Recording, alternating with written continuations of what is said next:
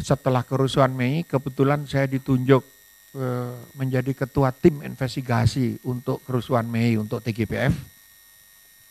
Laporan saya dipakai sebagai laporan awal Komnas HAM.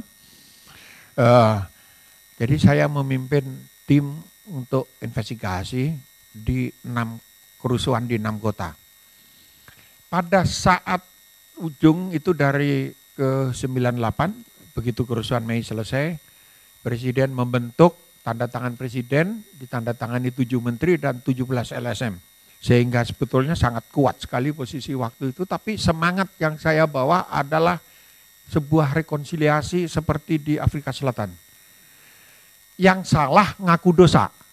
Ya saya memang menculik, saya ngaku salah, tolong jangan dihukum saya, karena itu sudah masa lalu, tapi hukumannya tidak boleh ikut pemerintahan yang baru. Ini tidak dilakukan. Sehingga berlakulah impunitas. Impunitas itu adalah orang yang bersalah tidak dihukum sehingga kesalahan itu berulang. Karena apa? Karena yang jelas-jelas salah tidak dihukum dan tidak mau ngaku salah, malah ikut dalam pemerintahan baru. Kejahatan HAM itu tidak mengenal kadaluarsa. Ini kenapa polisi meloloskan kandidat dengan track record seperti ini. Harus dicatat bahwa syarat mendaftar di KPU itu adalah SKCK, surat keterangan catatan kepolisian.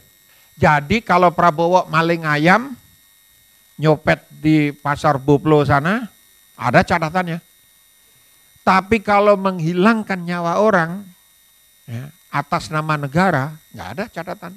Itu bukan ranahnya polisi.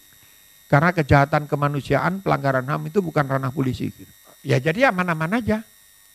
Maling ayam tidak boleh jadi presiden gitu. Tapi maling nyawa orang boleh. Nah ini, dan tidak mungkin aturan hukum itu ditegakkan. Kenapa? Ini masalah power play, kekuasaan politik. Ingat bahwa Prabowo waktu itu adalah menantunya Presiden Soeharto. Anda nggak bisa ngebayangin yang tidak hidup di zaman Soeharto, bagaimana di ruang kuliah, di lembaga yang terhormat seperti Universitas Indonesia aja, dosen tidak berani berbicara. Begitu ngomong, tembok itu semua ada telinganya. Gitu. Jadi kita betul-betul tidak bisa bergerak. Kemudian tahun 98, sebuah turbulensi politik yang luar biasa. Dan pilihan jalan kita adalah reformasi, bukan revolusi. Karena korban revolusi adalah anak-anak revolusi itu sendiri. Jadi kami memilih waktu itu reformasi, perubahan yang dipercepat, tetapi tidak serentak mendasar, mendadak sekaligus. Kalau itu revolusi namanya. Karena pilihan itulah yang mengantarkan kita ke sebuah negara, sebuah bangsa yang bermartabat. Waktu Yunhap ditembak, saya 50 meter di tempat itu, ikut gotong ke satu lagi yang ketembak, anak umur 12 tahun, bajunya itu seperti disiram darah, seperti mandi darah gitu. Tapi bisa kita selamatkan, Yunhap nggak bisa. Saya membentuk tim investigasi sendiri. Dalam waktu 1 hari kami sudah bisa menemukan truk keberapa yang nembak dari pasukan PHH-nya Kodam, pasukan Kostrad. Dan saya bilang kalau saya diberi kewenangan memeriksa pasukan yang ada di atas truk, itu saya jamin dalam waktu 1 kali 24 jam saya bisa menemukan yang nembak. Kemudian tentara melakukan investigasi sendiri, hampir 1 bulan kemudian, sekitar 1 bulan kemudian baru ketemu Kopral Karel. Saya berteriak, tidak bisa, tentara itu tidak bisa bergerak tanpa komando. Tidak boleh senjatanya ada di tangannya ada di pelatuk senjata dan menembak sebelum ada perintah atau tidak diperintah. Semua yang tanggung jawab para komandannya. Dan komandan tertinggi waktu itu adalah Pangdam Jaya. Akhirnya mereka marah, saya di TO. Saya 98 itu di nomor 1 untuk dihabisi. Dan orangnya ngaku, orang itu namanya Kiflan. Dalam forum ngaku, saya yang ditugasi cari Mas Kiki, cari-cari nggak pernah ketemu 1 bulan. Makanya saya nunggu, kalau saya ngomong keras tuh nunggu saya dipanggil, diajak berdebat gitu. Kita buka-bukaan aja supaya tahu jelas gitu. Setelah itu apa yang terjadi? Ini penculikan itu prosesnya dari tahun 97. Sebagian bahkan sebelum saya ada di Indonesia. Ketika kemudian tekanan politik membesar dan arah perubahan ini bola liar, belum jelas kemana, mulai bermunculan nama-nama kasus ini dan mereda, penculikan itu mereda, hilang, lalu berhenti. Tapi kami sempat menjemput Desmond ke bandara. Saya langsung pergi begitu dilepaskan Pius pulang ke Palembang. Besoknya saya susul ke Palembang, kami diskusi dan waktu ngobrol itu rumahnya masih dikepung intel dan Pius masih menangis bercerita caranya disiksa. Nah, kalau Anda tanya saya kenapa mereka sekarang ada di Prabowo, dalam teori penculikan itu ada istilah Stockholm Syndrome. Orang yang diculik itu jatuh cinta pada yang menculik. Jatuh cinta itu bisa karena hatinya, karena rasa sayang, bisa karena duit, bisa karena kekuasaan, bisa karena apa saja. Silahkan tafsirkan sendiri. Untuk yang belum kembali, berbanggalah Anda punya orang tua yang tidak pulang daripada punya orang tua yang jadi penjahat. Berbahagialah bahwa Anda dilahirkan jadi anak orang yang pantas dicatat oleh sejarah ini. Dan pada saat penculikan itu, saya sudah memimpin tim investigasi untuk kerusuhan Mei. Pada saat yang bersamaan, kira-kira 3 minggu atau 1 bulan setelah saya bekerja, itu TNI membentuk DKP, Dewan Kehormatan Perwira, untuk mengadili Prabowo. Karena apa? Karena ada proses peradilan Mahkamah Militer untuk anggota timnya. Dari 9 orang yang dilepas, waktu itu diperoleh informasi mengenai orang-orang yang menculik ini, polanya, modusnya dan segala macam. Akhirnya diadili, pangkat tertingginya Kolonel Khairawan waktu itu, Wawa, dan dari 2 tim, 1 tim Mawar, satunya lagi tim Merpati. Saya nggak tahu kenapa yang dipilih Mawar sama Merpati. Kalau Mawar kan jelas ada durinya gitu loh. Kalau Merpati, kenapa gitu? Kenapa nggak kalah jengking atau apa yang jahat gitu kan? Nah, mereka diadili, akhirnya dipecat. 10 anggotanya dipecat dan ditahan, saya lupa kalau nggak salah 2 tahun di penjara itu. Saya nggak ingat angkanya, tapi di penjara hukumannya. Nah, dari pengakuan mereka merujuk semuanya pada perintah Prabowo. Akhirnya dibentuklah Dewan Kehormatan Militer. Dewan Kehormatan Militer ini karena yang diperiksa bintang 3, waktu itu sudah bukan Danjen Kopassus lagi Prabowo. Pada saat naik, kemudian dia Pangkostrat, sehingga ketua DKP adalah Kasat. Ketua DKP Kasat, anggotanya semua bintang 3 itu harus jadi anggota. Jadi ada Yusuf Kartanegara, ada Ari Kumaat, ada SBY. Lalu pertanyaannya, kenapa soal SBY ini tadi, kenapa ke Jokowi enggak, ke Prabowo malu-malu gitu. Anda tidak tahu bahwa SBY itu pernah digebuki Prabowo waktu di Akmil, di Akabri waktu itu. Kenapa? Tidak ada orang yang bertanya dalam catatan biodatanya Prabowo, harusnya lulus tahun 73, kenapa lulusnya tahun 74? Ini nggak ada orang yang nanya. Katanya Prabowo pinter, kok nggak naik kelas gitu. Berarti ada yang lain kan? Yaitu tadi, gebukin SBY gitu. Jadi ada Prabowo, Ria Mizard, Yudi, sama ada satu lagi, 4 orang. Itu kabur ke Jakarta karena ada acaranya Titik, masih pacaran, waktu itu balik ke sana, ketahuan, dihukum sama gubernurnya itu bapaknya Ani Yudhoyono, namanya Jenderal Sarwoedi, gubernur Rakabrinya. Nah ketika mereka tahu, loh kok ada yang tahu, satu-satunya orang yang tahu adalah SBY karena dia diajak nggak mau gitu. Akhirnya hari Senin habis dimarahin, hari Minggu ketangkep, hari Senin dimarahin, Senin malamnya mereka tanya-tanya sampai bonyok-bonyok gitu. Ini background kenapa nggak mungkin Prabowo ke sana, ya meskipun kemudian pesannya di sana, akhirnya dia dukung tapi nggak terang-terangan. Ini masalah gengsi, dulu digebuki kok sekarang dukung gitu. Lain dengan Amin Rais, kalau dulu kan dia ngomong bawa Prabowo ke Mahkamah Militer.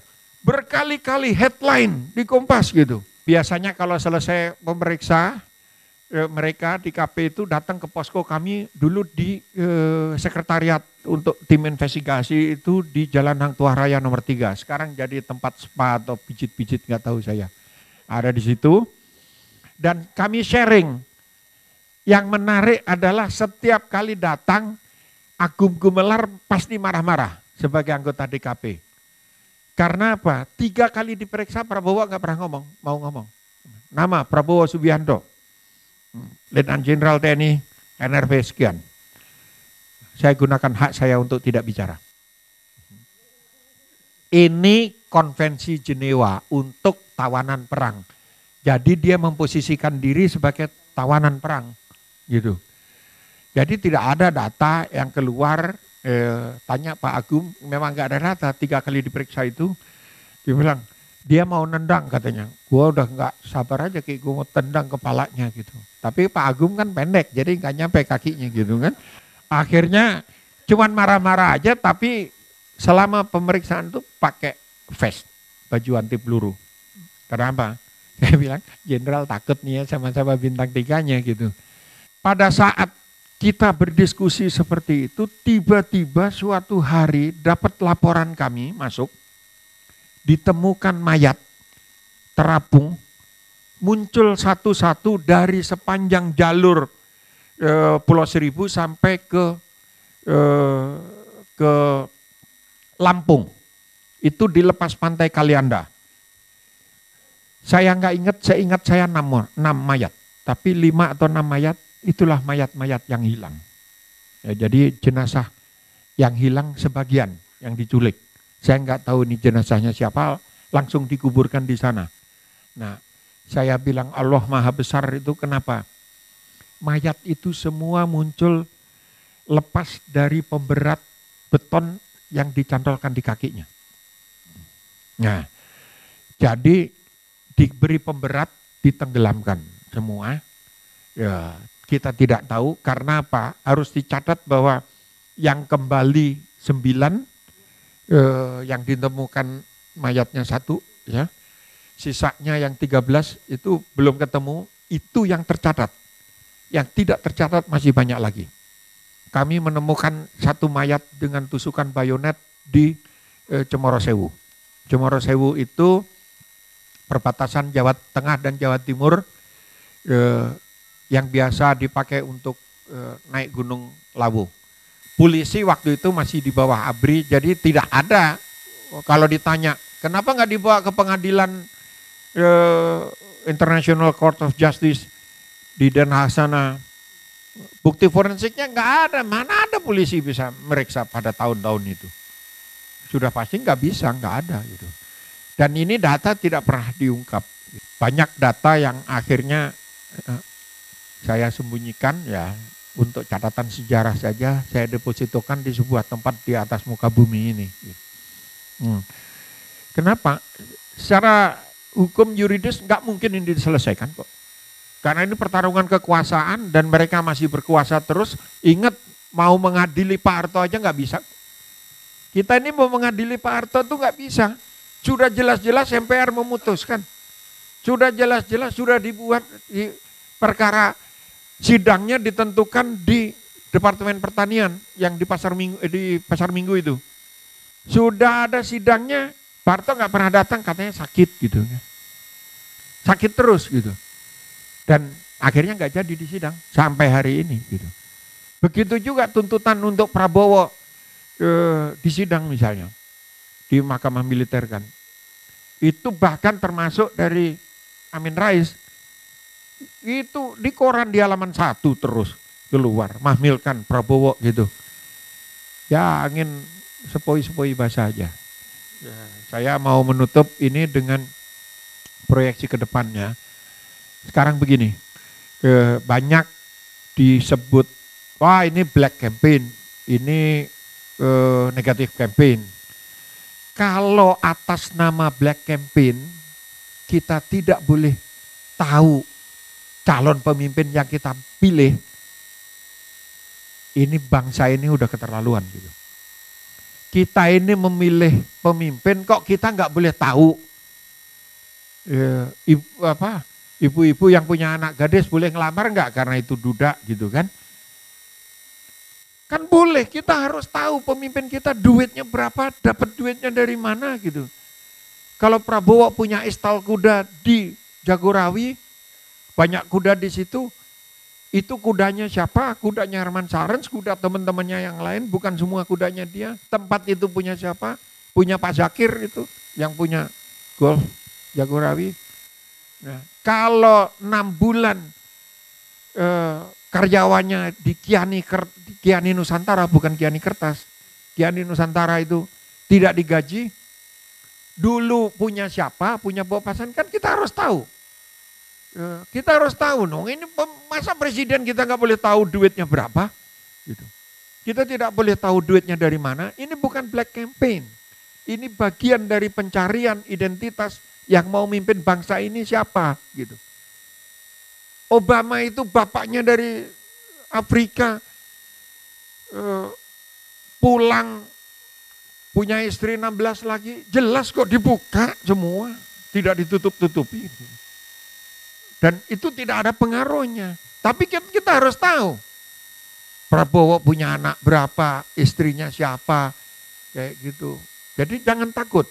Kenapa? Kita harus tahu. Orang yang A sampai Z balik lagi ke A, yang paling tahu itu Pak Luhut Panjaitan. Luhut itu 9 tahun jadi atasannya dan mereka kemana-mana latihan bersama di GSG 9 di Jerman, di ke Mossad, di SAS Inggris, di Greenberry Amerika, bareng-bareng semua. Saya tidak mau Prabowo jadi presiden karena dia penjahat HAM.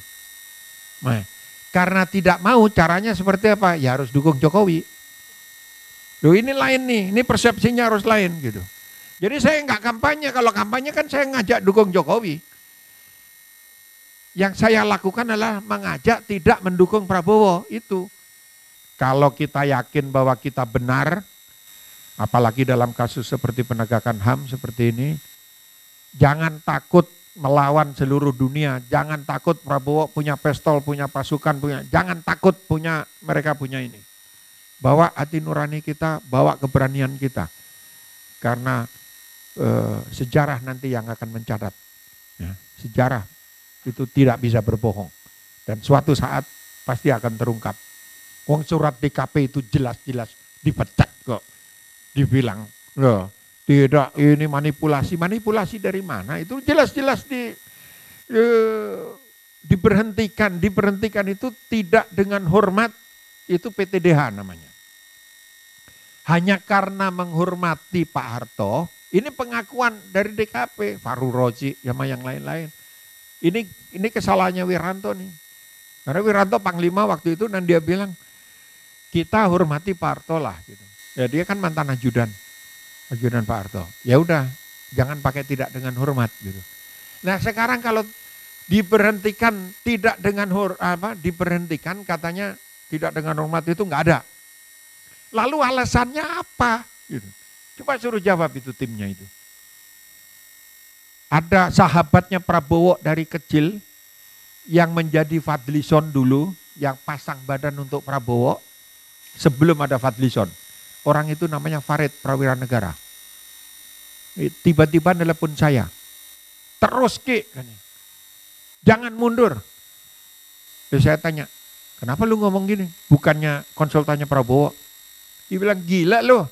Gue temannya Prabowo dari kecil. Tapi kalau sekarang dukung dia jadi presiden, Ki, gue masih punya hati. Ini omongannya Farid. Kalau sekarang Fadlison yang pasang badan, tanya aja, Fadlison itu pengusaha-pengusaha apa? Itu adik saya jauh di bawah. Saya datang ke pusat rumah kebudayaan di Minang. Jadi dia membangun satu kompleks, ada museumnya. Ada ini saya bilang, Fadli, coba yang belum pernah ke sana dari Padang ke arah Bukit Tinggi. Kira-kira di pertengahan itu ada di tengah-tengah sawah, di kaki Gunung Singgalang, ada kompleks yang luar biasa gitu. Ada rumah seni segala macam, ada museum. Dan banyak patung-patung dadanya Bung Karno, Bung Hatta, Gandhi, sama Fadlison di tengahnya gitu. Jadi saya bilang, lu narsis banget. Saya telepon dia, gue lihat patung lu di sini narsis banget lu kan ya. Rupanya memang cita-citanya itu. Jadi saya ini nunggu kalau ngomong gini dilaporin ke Bawaslu, nggak dipanggil-panggil saya. Karena kalau dipanggil-panggil saya akan bilang seperti yang saya tadi, dan saya masih punya seember lagi untuk saya ceritakan di depan media. Mudah-mudahan saya dipanggil-panggil, nggak dipanggil-panggil gitu. Terima kasih.